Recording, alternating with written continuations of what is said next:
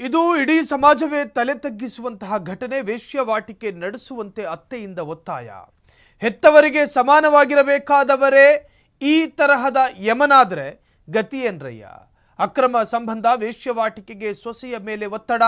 11 ತಿಂಗಳ ಮಗು ಬಿಟ್ಟು ಗೃಹಿಣಿ ಆತ್ಮಹತ್ಯೆ ಮಾಡಿಕೊಂಡಿದ್ದಾಳೆ. ಹೆತ್ತ ತಾಯಿ ಒಂದು ಕಡೆ ತಾಯಿ ಆದ್ರೆ ಮತ್ತೊಂದು ತಾಯಿ. ಮಗನನ್ನ ಕೊಟ್ಟು ಮದುವೆ ಮಾಡಿಸ್ಕೊಂಡು ಮನೆ ತುಂಬಿಸಿಕೊಳ್ಳುವ ಅತ್ತೆ ಇದ್ದಾಳಲ್ಲ, ಆಕೆ ಒಂದು ಹೆಣ್ಣು ಮಗಳ 2ನೇ ತಾಯಿ ಆಗ್ತಾಳೆ. ಆದರೆ ಈ ಅತ್ತೆ ಸೊಸೆಗೆ ನಿನ್ನ ದೇಹ ಮಾರ್ಕೊಂಡು ದುಡ್ಡು ಮಾಡಿಕೊಡು ಅನ್ನೋ ನಿರ್ದೇಶನವನ್ನ ಕೊಟ್ಟಿದ್ಲಂತೆ.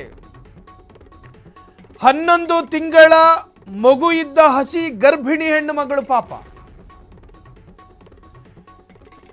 ಹೆತ್ತ ಬಯಕೆ ಈಡೇರುವಂತಹ ಸಮಯನೇ ಆಗಿರಲಿಲ್ಲ ಆ ಹೆಣ್ಣು ಮಗಳದ್ದು. ಬೀದರ್ನ ಬಸವ ಕಲ್ಯಾಣದ ಓಂ ಬಡಾವಣೆಯಲ್ಲಿ ಘಟನೆ ನಡೆದಿದೆ. ಯುವತಿಯೋರ್ವಳ ಪಾಲಿಗೆ ಅತ್ತೆಯೇ ರಾಕ್ಷಸಿಯಾಗಿರುವ ಆರೋಪ ಇದು. 2022ರಲ್ಲಿ ಶೇಖರ್ ಪಾಟೀಲ್ ಜೊತೆ ಅಂಜನಾಬಾಯಿ ವಿವಾಹ ಮಾಡಿಕೊಂಡಿದ್ದಳು. ಮದುವೆಯ ಬಳಿಕ ವೇಶ್ಯವಾಟಿಕೆ ಮಾಡುವಂತೆ ಒತ್ತಾಯ. ಯುವತಿಗೆ ನಿತ್ಯವೂ ಕಿರುಕುಳ ನೀಡುತ್ತಿದ್ದ ಅತ್ತೆ. ನಿನಗೆ ಅಡುಗೆ ಬರಲ್ಲ, ನೀನು ಚೆನ್ನಾಗಿಲ್ಲ ಎಂದೆಲ್ಲ ಅತ್ತೆ ಕಿರುಕುಳ. ಹಂಗಾದ್ರೆ ನಿಮ್ಮ ಮಗನಿಗೆ ಯಾಕೆ ಮದುವೆ ಮಾಡಿಸ್ಕೊಟ್ರಿ? ಇದೇ ವಿಚಾರವಾಗಿ ಅತ್ತೆ ಮಾವ ಆಕೆಯ ಜೊತೆ ಜಗಳ. ಅತ್ತೆಯ ಕಿರುಕುಳ ತಾಳಲಾರದೆ ಹಸುಗೂಸನ್ನ ಬಿಟ್ಟು ಪ್ರಾಣ ಬಿಟ್ಟ ಸೊಸೆ. ಈ ಬಗ್ಗೆ ಆಕೆಯ ತಂದೆ ವಿಜಯ್ ಕುಮಾರ್ ದೂರು ಕೊಟ್ಟಿದ್ದಾರೆ. ಬಸವ ಕಲ್ಯಾಣ ಪಟ್ಟಣ ಪೊಲೀಸ್ ಠಾಣೆಯಲ್ಲಿ ಪ್ರಕರಣ ದಾಖಲು. ಆರೋಪಿಗಳನ್ನು ವಶಕ್ಕೆ ಪಡೆದ ಬಸವ ಕಲ್ಯಾಣ ಪೊಲೀಸರು ಈಗ ಬೆಂಡೆತ್ತುತ್ತಿದ್ದಾರೆ. ಇಡೀ ಸಮಾಜ ತಲೆ ತಗ್ಗಿಸೋ ವಿಚಾರ ಅಲ್ವಾ? ಪಾಪ ಮಗಳ ತರ ಇರೋ ಹೆಣ್ಣು ಮಗಳು ಮದುವೆಯಾಗಿ ಮನೆ ತುಂಬಿಸಿಕೊಂಡಿರುವ ಅತ್ತೆ ನಿಮ್ಮ ಮಗನಿಗೆ ಮದುವೆ ಮಾಡಿಸಿ ಹೆಣ್ಣು ಮಕ್ಕಳನ್ನ ನಿಮ್ಮ ಮನೆಗೆ ತಗೋಬರೋದು ನಿಮ್ಮ ಚಾಕ್ರಿ ಮಾಡೋದಕ್ಕಲ್ಲ, ನಿಮ್ಮ ಅಸಹ್ಯ ಬಾಚೋದಕ್ಕಲ್ಲ, ನಿಮ್ಮ ತೀಟೆ ತೀರಿಸಿಕೊಳ್ಳೋದಕ್ಕಲ್ಲ.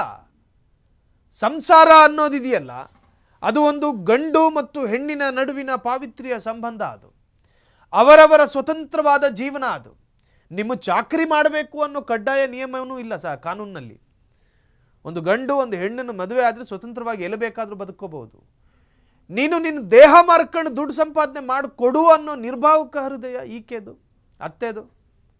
ಈಗ ಅರೆಸ್ಟ್ ಮಾಡಿದ್ದಾರೆ ಪೊಲೀಸರು. ಆಗಾಗ ಮೂದಲಿಸೋದು, ನೀನು ಚೆನ್ನಾಗಿಲ್ಲ ನೋಡೋದಕ್ಕೆ, ನಿನಗೆ ಅಡಿಗೆ ಮಾಡೋದಕ್ಕೆ ಬರಲ್ಲ. ಅಡಿಗೆ ಮಾಡೋದಕ್ಕೆ ಬರಲ್ಲ ಅಂದರೆ ಅಡಿಗೆ ಭಟ್ರನ್ನ ಇಡ್ಕ. ಇನ್ನೂ ನಿನಗೆ ಅಡಿಗೆ ರುಚಿಯಾಗಿ ಬರಬೇಕು ಅಂದರೆ ಕಟ್ಕೊಂಡಿರೋ ಗಂಡನಿಗೆ ಹೇಳು.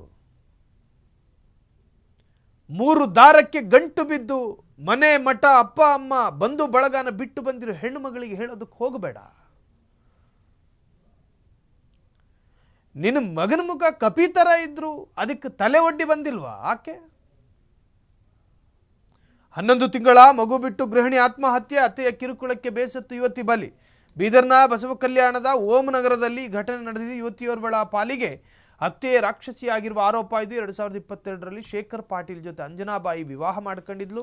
ಮದುವೆ ಬಳಿಕ ವೇಶ್ಯವಾಟಿಕೆ ಮಾಡುವಂತೆ ಒತ್ತಾಯ. ಯುವತಿಗೆ ನಿತ್ಯವೂ ಕಿರುಕುಳ ನೀಡುತ್ತಿದ್ದ ಅತ್ತೆ, ನಿನಗೆ ಅಡುಗೆ ಮಾಡೋದಕ್ಕೆ ಬರೋದಿಲ್ಲ, ನೋಡೋದಕ್ಕೆ ಚೆನ್ನಾಗಿಲ್ಲ ಅಂಥೇಳಿ ಪದೇ ಪದೇ ಹಿಂಸೆ.